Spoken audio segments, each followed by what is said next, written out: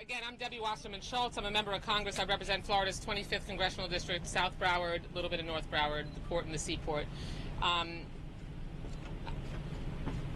What we saw, the conditions that we saw inside this internment camp, which it is nothing less than that description, were really appalling.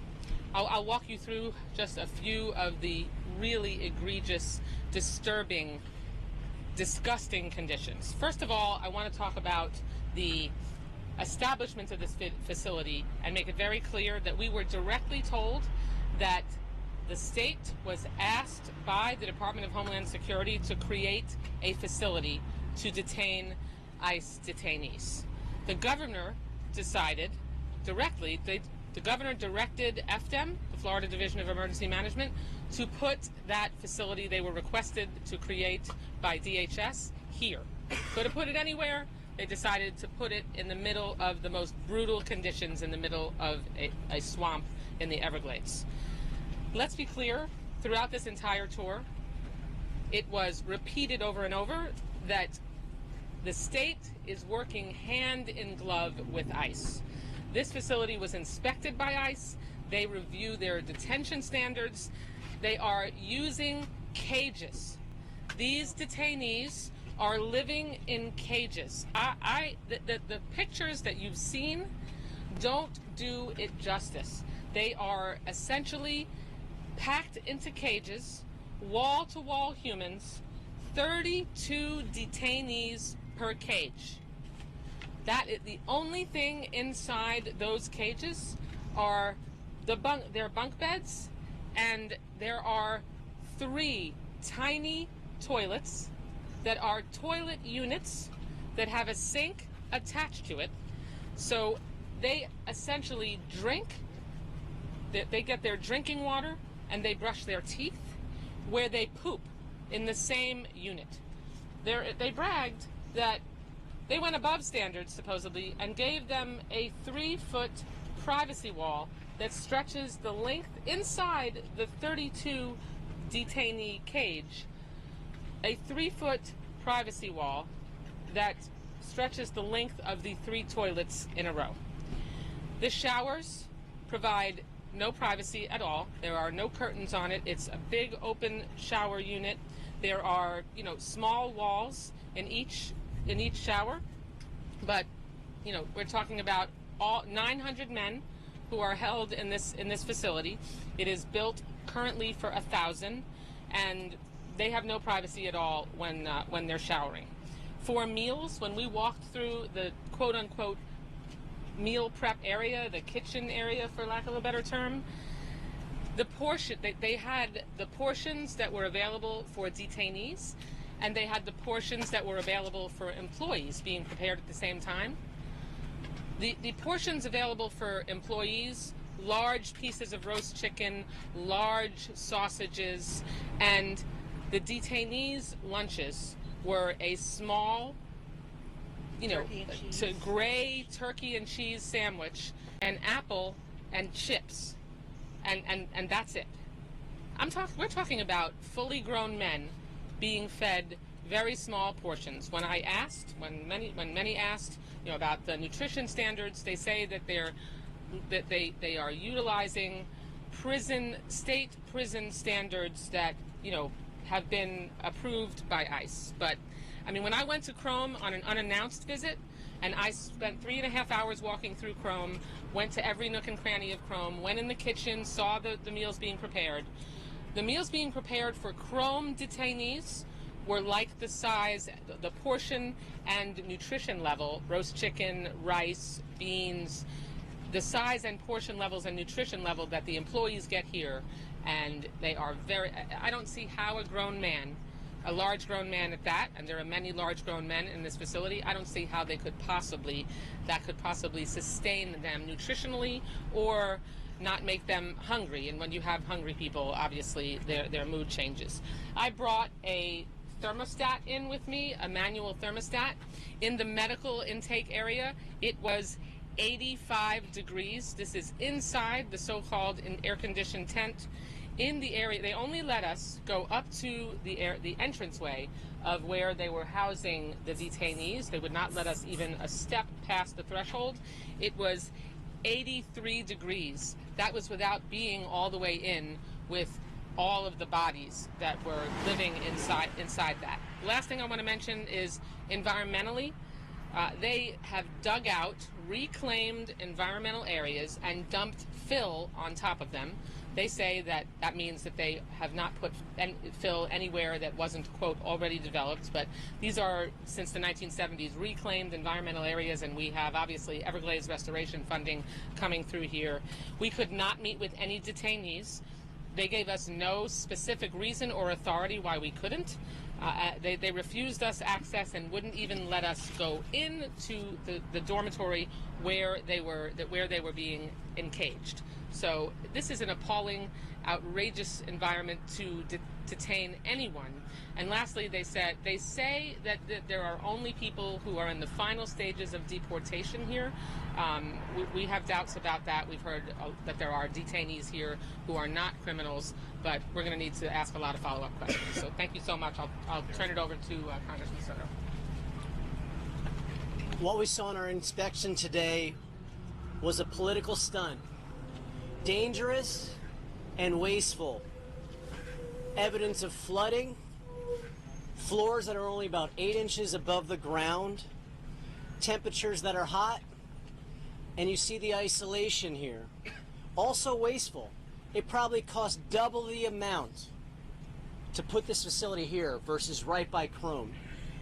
Which begs the question, why are they spending all this money? The director answered that he was not given a single reason why they chose this location.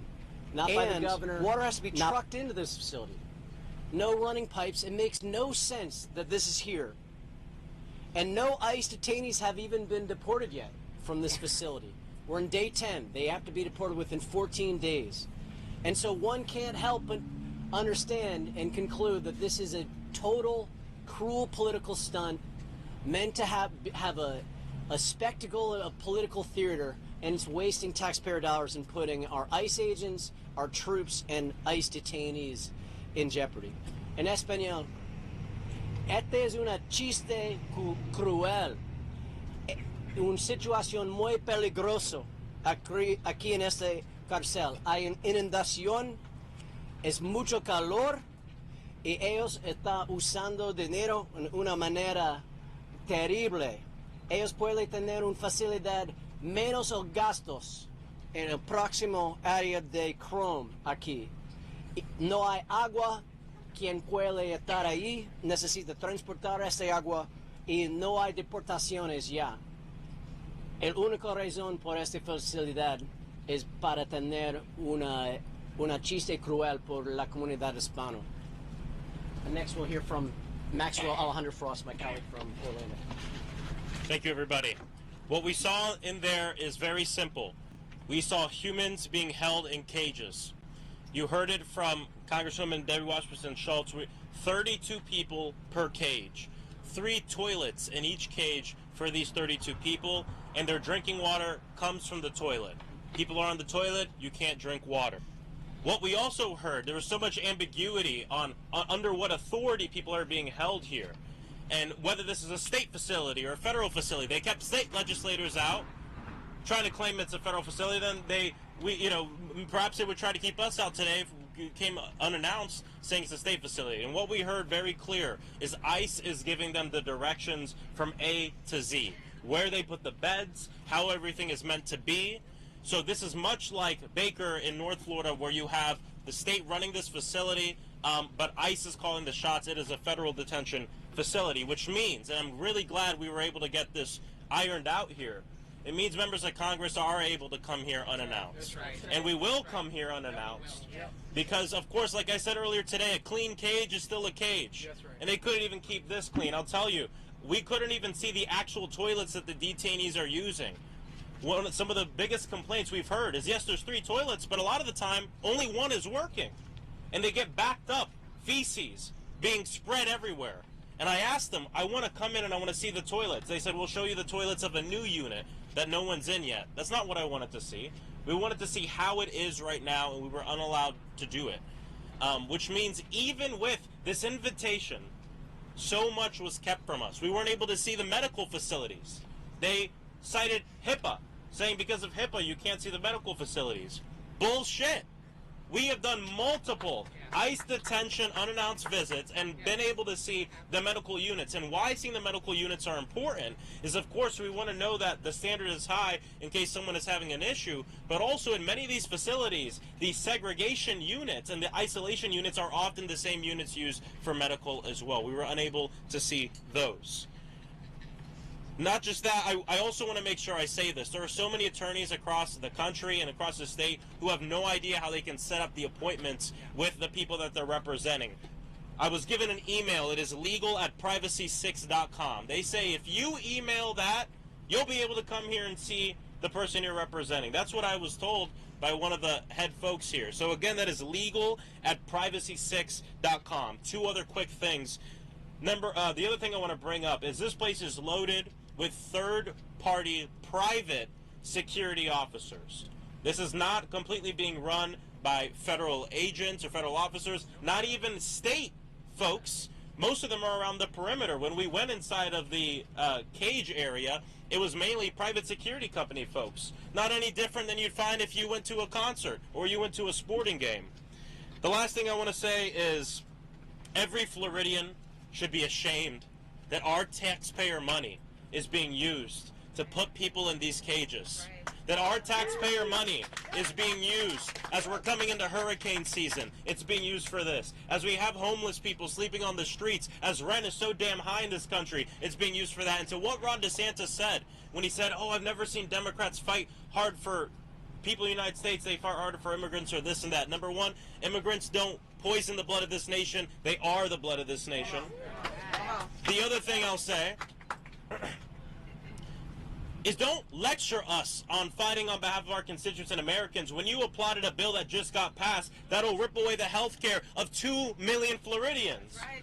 Don't lecture us when you were goading on and saying you love a bill that's going to rip the food out of the mouths of children, that's going to give $150 billion to ICE to go to our communities, terrorize our people, throw them in cages, never to be seen again. It is something everyone, whether you're Democrat, Republican, or anything, should be deeply ashamed of. The work is not done here. We came here to do this, but we will be back. Thank you. The executive director of FDEM did say that FDEM does not have the 287G authority to, that is, they are not designated to manage this facility on behalf of the federal government. And it is, we were not able to get clarity on whose 287G authority this facility is being run. And just to add to that too, the director referred to those being detained as inmates. Sure. Representative Anavias Kamani from the Orlando area, State House Rep. So different terminology was used to describe those who are being detained right now. So staff referred to them as residents. They wouldn't use the term inmate or detainee, but then the director multiple times referred to folks as inmates and detainees. So there continues to be, to Congressman Frost's point, just vagueness of what this operation actually is, who's in charge, and referring to prison standards. Yes, they kept referring to prison standards as well. Every time we asked a question about the environment, they said these are federal and state prison standards, federal and state prison standards. So it's like, okay, is this a correctional institution? There are FDC staff also working here. It's worth noting that there were staff from the Florida Department of Corrections here. I think it really needs to be made clear that this facility exists just for purposes of it being a stunt. Right. This is for show. This is DeSantis and Trump chest beating, and Utmeyer chest beating to try to make sure that they can send a message that they are the biggest, baddest, nastiest overseers. Because that's what's going on here. This harkens back to when you had people who were encaged, who were imprisoned. I mean, I just think it's important to underscore, when I have been through other ICE facilities, the detainees are not in cages. And there is a temporary structure on the grounds of Chrome Detention Center that I just went to see, and they told me that the reason they're in cages is because it's a temporary facility. But there's a temporary tent on the grounds of Chrome, And those detainees are not in a cage. They freely walk around. Their beds are out in the open. They're able to move back and forth between buildings. They are full of it. There's one other thing I want to say too that I think is really important to paint this picture. When they let us in to see the cages, and we saw people, of course, yelling for help, we even heard in the background someone yell, "I'm an American citizen." They started chanting "Libertad," freedom, liberty. And I got to tell you, it was very emotional to be there for all of us, to hear that, and to see that our taxpayer money is being used for this stunt. We asked them about a hurricane plan. Of course, the plan is to get people out, and they know that the first, and it doesn't even have to be a hurricane, the first real storm that comes by here, all that money that's been used to build this will completely go to waste. So this has nothing to do with what they tell you it is, and it's all a cruel stunt. Cruelty isn't just the point, it's the strategy. Into the empty dorm that has not yet been finished, there were bugs on the mattresses, all over the mattresses that had not even yet been used in an air-conditioned tent. So, I mean, there's also, when we walked through, there were the largest grasshoppers I've ever seen in my life. They were the largest grasshoppers I've ever seen in my life, hopping along around this facility. I mean, this is literally plopped down in the middle of a swamp. I also, since we were able to hear some of the people screaming, another man screamed out that he was poisoned by Clorox in the water, and he was in the hospital for 4 days. Now, we were told that there was no one who was ever hospitalized overnight. So maybe he was referring to the medical clinic here, but I mean, there are really disturbing, vile conditions, and this place needs to be shut the hell down. Yep. It needs to be shut down. They want to open up look. If they open up a different facility in a more appropriate place, like if they opened up at Homestead Airport, you know, where they could establish much more habitable conditions, that's a different story. This place is a stunt, and they're abusing human beings here, and it's an outrage. Can I make, really quick, I just want to debunk one thing. My colleagues, and I thank for our federal partners, but this idea that the worst of the worst is inside the facility is not true. They are separating them based off of wristbands, based off of orange, yellow, and red. And individuals with small infractions are inside this facility. Civil traffic infractions, suspended license are in there. So the idea that the worst of the worst is in there is not true. So adding to that point, I'll just add, the only people we saw there were Hispanic-looking males. That's all we saw there. All Hispanic-looking adult males, including those with no criminal infractions at the lowest level. There was one person who was on medical isolation. We couldn't get details about that. I was trying to figure out if it's a public health emergency or a public health concern that puts them in isolation, and we don't know how many people have been put in medical isolation to this point. Fortunately, my colleagues, that's because they take this as a game, and that's how they have been operating in there, right? So, but what we just saw is not a game, especially as the congressman just made mention of, that while we were in there, at one point it was clocked at about 81 degrees in a particular spot. And I know for a fact, if you continue to go in, it is even hotter. It was 83. 83 degrees. Yes. 83 degrees. And just to read a statement from the wife of a detainee regarding this scheduled tour from his pastor to me yesterday. His wife says they allowed them to take a shower and gave them new clothes, and the food all of a sudden is better. I wonder how long that's going to last after your visit.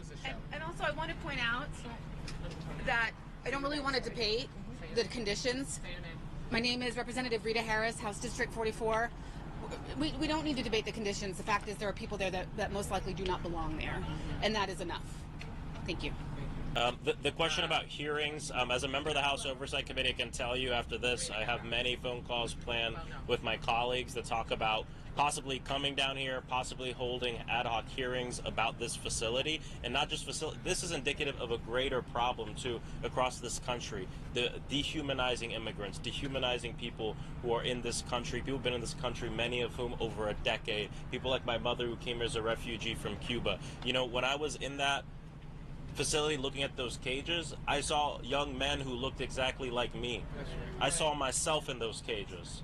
And so there will be hearings and there will be accountability on this at the federal level, and of course I know our state partners are going to work on it as well. The difference in the impression between the Republican legislators and ours tells you all you need to know about the difference in the regard for human life and human beings between people who elect Democrats and people who elect Republicans. We all here clearly ran for different reasons than our friends on the other side of the aisle. We ran to help make people's lives better, and they ran to serve their MAGA master and remain in power. And you know, like every single day, I know we all will continue to fight to make all humans' lives better, and that's what our fight against these kinds of conditions in detention facilities are all about. I'll say just lastly, I think every single one of us here would agree that if you are a criminal and you're an undocumented immigrant, that's right, you should be deported. That's right. Criminals should not be able to remain as long as they have due process, and they've been detained under our laws. Criminals don't belong in this country, but the problem is, yes, with due process, exactly. But that's not occurring here, and the rule of law has to be followed, and that's the difference between the impression you were given by the Republican legislators who walked up to this podium before we got here and ours. Thank you all very much.